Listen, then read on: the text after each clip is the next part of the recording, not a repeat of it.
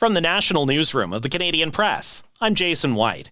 Canada's Competition Bureau is suing Rogers over claims it is misleading customers about its Infinite wireless plans. The Bureau says data speeds are severely restricted after a set cap.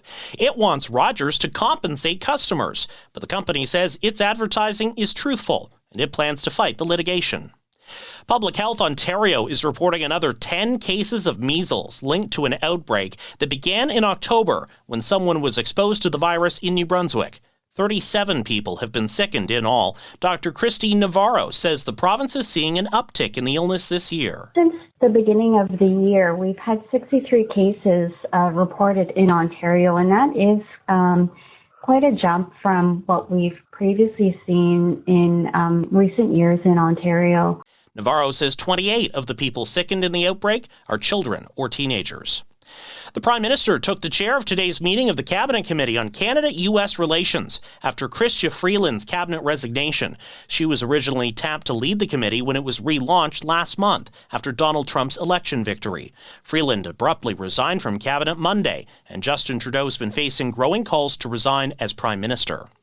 A derailment in British Columbia has sent rail cars plunging into the Fraser River. About a dozen rail cars were carrying grain when a rock slide caused the derailment near Boston Bar. Video posted online shows 6 of the cars upended on a slope, with the others partially or fully submerged in the river. Manitoba's fuel tax is coming back, but at a lower rate. It's being reinstated at 12.5 cents per litre on New Year's Day. In an interview last week, Manitoba Premier Wab Kinew said the tax holiday helped people. When we talk about affordability measures, I do love what the gas tax did for the average person in Manitoba. It put money directly back into people's pockets. The tax holiday was criticized in some quarters as favoring high-income earners who have large, expensive vehicles, but Kinew said even people who earn 6 figures have felt the squeeze of inflation. Statistics Canada says the economy grew 0.3% in October, helped by strength in the energy industry, and up slightly from September. The mining, quarrying, and oil and gas extraction sector rose 2.4% in October, driven by activity in the oil sands, as several facilities resumed following fall maintenance, with some reaching record production levels. Overall, Statistics Canada says services-producing industries grew 0.1% for the month, while goods-producing industries rose 0.9%. Statistics Canada's early estimate for November suggests real GDP for the month edged 0.1% lower.